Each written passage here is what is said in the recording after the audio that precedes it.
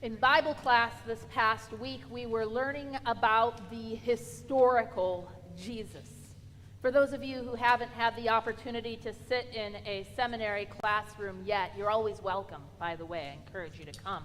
But for those of you who haven't had that opportunity, those who sit and study the scriptures notice that there is a distinction between that which is the historical Jesus, the Jesus who lived and walked in this earth, and that which is the Jesus of the Gospels, the Jesus that Mark describes, or Matthew, or Luke, or John.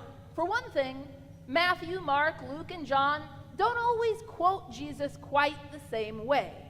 The Gospel text that we read today is basically the same across Matthew, Mark, and Luke, but we don't have an audio recording of exactly what Jesus said on that day as they were traveling towards Jerusalem.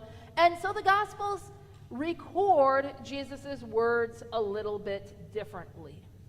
Most of the time, that's the difference. It's a question of the memory of one perspective or another witnessing this historical event. But sometimes us Bible scholars get really excited when we get to a place in the gospel and we say, now what is going on here? This doesn't seem like everything is quite right with the historical world of roughly 30 CE when Jesus was walking and ministering with his disciples. And the fancy word we use for that is an anachronism. Anachronism. Meaning, if you are into studying for the SATs, which maybe some of our high school kids are getting ready for here in the next couple of weeks, meaning if you split those two Greek roots up, ana, which is kind of against, and chronos, which is time, it means something that's out of time. Now, what's really fun for me about anachronisms, and maybe I'm going to ruin some of your favorite movies for you here, but what's really fun for me once you understand an anachronism is if you're watching a movie, and the movie is set, for example, in the 1980s, but all of a sudden you see a Coke can that looks an awful lot like the Coke can sitting in your refrigerator. That's an anachronism. That label, that style of can, didn't exist in the 1980s in which the movie is set, but somebody who was in charge of props missed that and didn't get quite the right wrap for the can, and so something seems a little out of place. Sometimes you can find bigger ones, like a sci-fi movie, well, it wouldn't be sci-fi, I don't know. A movie that's involved with technology where they have computers before you should have computers. Or somebody using the internet before the internet was really developed to the level that it is. An anachronism is something in literature, in movies, in the ways in which we express past events that is out of time, that doesn't fit with the time period that we're trying to express. So in today's gospel, historical Jesus scholars look at what Jesus says to Peter, and they ask the question, when Jesus says, in order to follow me, you must take up your cross, is that an anachronism? Is the idea of Jesus, while he is still living, before he has been crucified, calling his followers to take up their cross and follow him outside of time? If it is, then they suggest that perhaps what Mark is doing is speaking to his community about a generation after Jesus died on the cross, and reminding them that no matter what the world says, no matter how many of their neighbors or family members want to scorn them for following a man who was crucified, who died for their sake on the cross, that the cross is not a place of shame, that the cross is central to the mission and proclamation of Jesus. So maybe Mark snuck in that anachronism to make a point, to remind his followers that the cross is important. That's possible. If we remember, though, what the cross was in the year 30, it's also possible that the Jesus of history, the real Jesus walking along the road with his disciples on that day, knew exactly what he was saying. It's possible that as Jesus was walking along that road and asking his disciples to identify who he was, that what he wanted them to know is that he is a person who is willing to risk even going to the cross, even death by capital punishment, in order to proclaim the good news of who God is in our life and in our world. But you might say, but Reverend Amy, how did he know that the capital punishment he would receive was on a cross? There were plenty of different ways to kill people in the first century world. Why did Jesus emphasize the cross, even if he knew the work that he was doing would be risky? It's true. There were plenty of forms of capital punishment. By the way, the form in which the Jewish people exercised capital punishment would typically have been stoning. They were forbidden from crucifixion. The only people who died on a cross in the first century world were political enemies of Rome. The only people who were crucified were those who put themselves in between the imperial oppressors and those who were being oppressed. The only people who died on a cross in first century Rome, and really the only way you would die if you found yourself doing these things, were those who stood up and spoke truth against power, who stood up for the people in their communities, who loved their neighbors so much that they were willing not to just bring them soup or care for them when they're ill, though those are fabulous things to do, but they were willing to risk the perception that they were enemies of the state.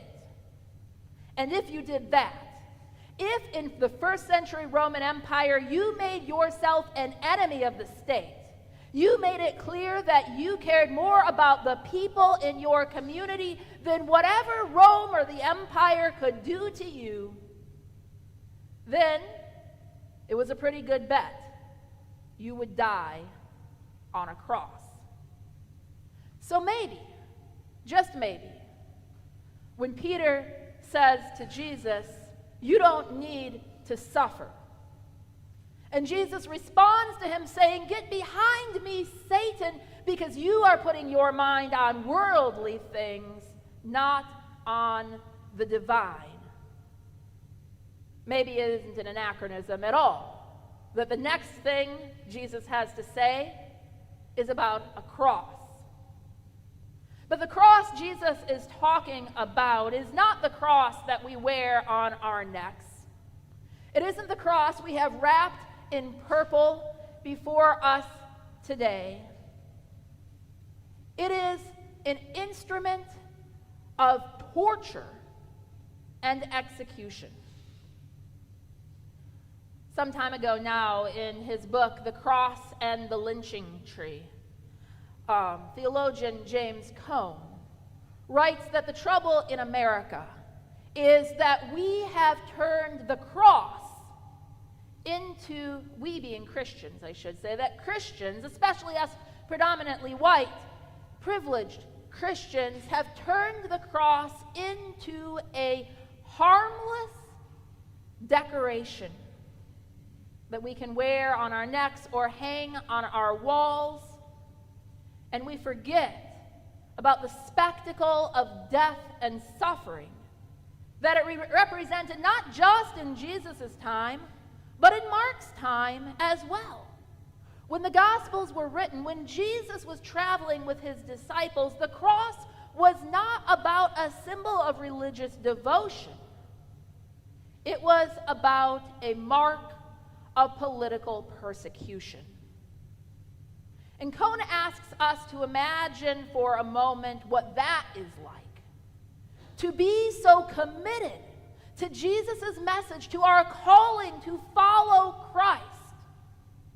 Not that we are willing to wear a necklace or a pin or a t-shirt that proclaims we are Christian, but that we are willing to stand in between the forces and powers of this world that seek to harm, that seek to scorn, that seek even to kill those who don't fit in with the status quo, those who won't get in line with what power and empire is asking of them. Cone draws the obvious analogy to the lynching tree, to the ways in which within historical memories of this community even, white Americans were willing to watch, and not just watch, but celebrate the spectacle of the death of other human beings, often guilty of nothing more than the color of their skin, simply to set aside a sense of privilege, to see themselves, ourselves, as powerful, as capable. Often lynchings in the American South and even the North happened when somebody in the white community had been harmed or perceived to be harmed. It didn't even matter if that person was harmed by anyone else or not. There are stories, for example, of individuals who are working in the mines or up on a roof, and they suffer an accident and die. And when that white worker dies, the sense of justice in that time was that somebody should pay. Because it was an accident, because there was nobody to pay, then the person who would pay was the other, was that person who had black skin, and so could be rounded up and killed in a spectacle event because nobody would look the other way. James Cone says that the cross in the Roman world was much like the lynching tree in the American past.